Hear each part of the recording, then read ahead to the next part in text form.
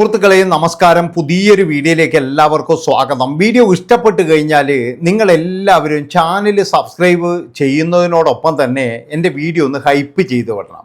അപ്പോൾ മാത്രമേ ഇത് കൂടുതൽ ആളുകളിലേക്ക് എത്തുകയുള്ളൂ. അതുപോലെ നിങ്ങൾ തരുന്ന ഓരോ ലൈക്ക് എനിക്ക് കിട്ടുന്ന ഒരു വലിയൊരു അംഗീകാരം തന്നെയാണ്. സംഭവത്തിൻ്റെ ഉള്ളിലേക്ക് പോയി കഴിഞ്ഞാൽ ചെന്നൈ സിറ്റി നമുക്കെല്ലാവർക്കും അറിയാം. ചെന്നൈ സിറ്റിയുടെ പല ഭാഗങ്ങളെന്ന് പറഞ്ഞു കഴിഞ്ഞാൽ രാവേറെയോളം എന്ന് പറഞ്ഞാൽ ആൾക്കാരും അതുപോലെ തന്നെ ബഹളവും കാര്യങ്ങളൊക്കെ ഉള്ളത് തന്നെയാണ്.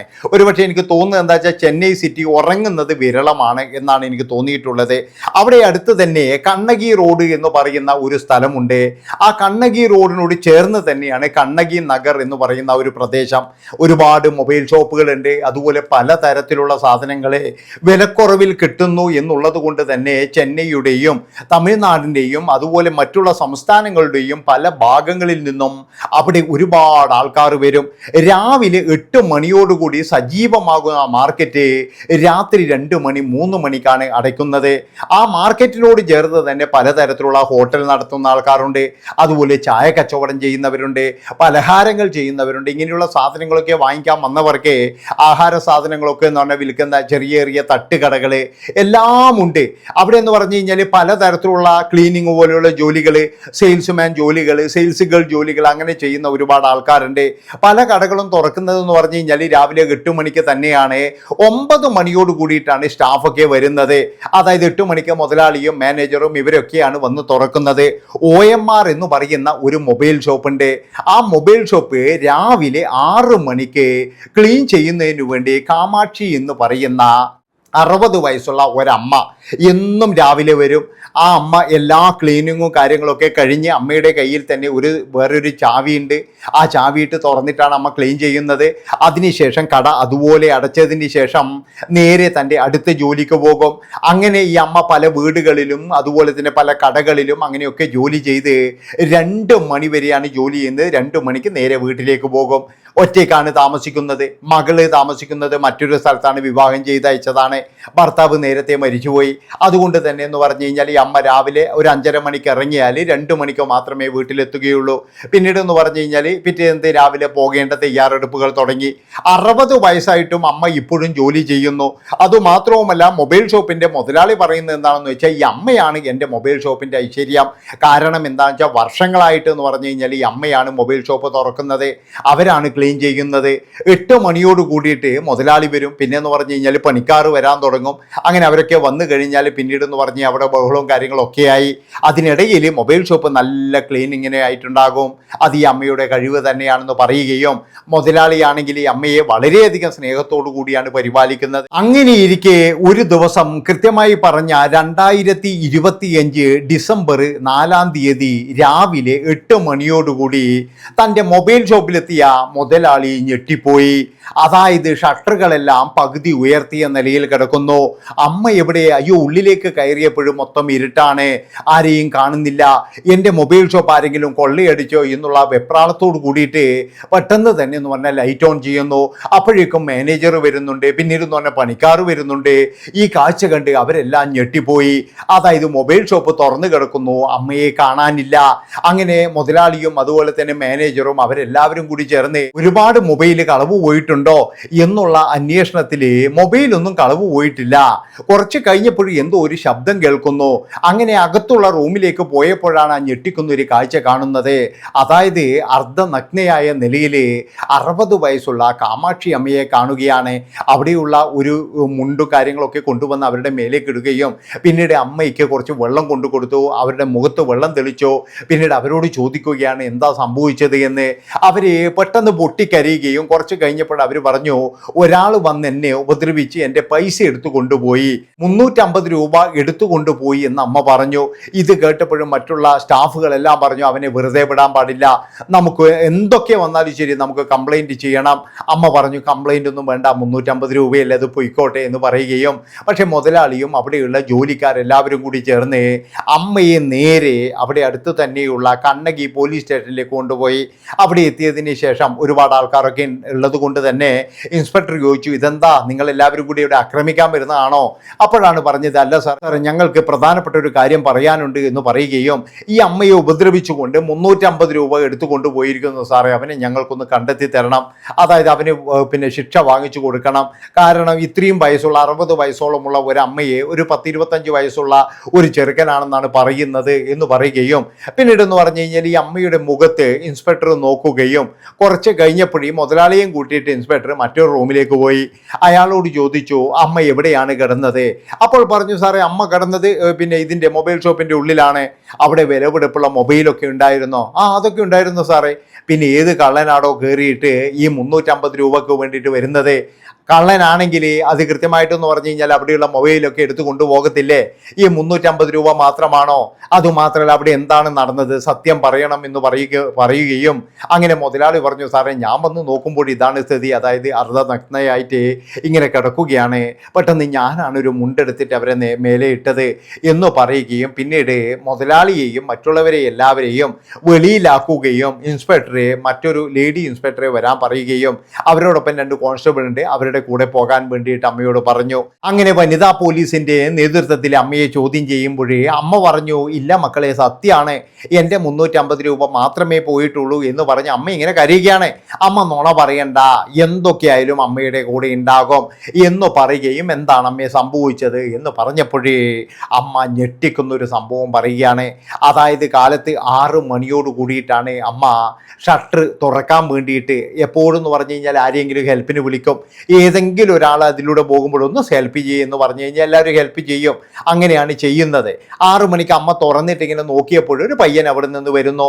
തൻ്റെ കൊച്ചുമകൻ്റെ പ്രായമുണ്ട്, മോനെ ഒന്ന് ഹെൽപ്പ് ചെയ്യണം എന്ന് പറഞ്ഞു.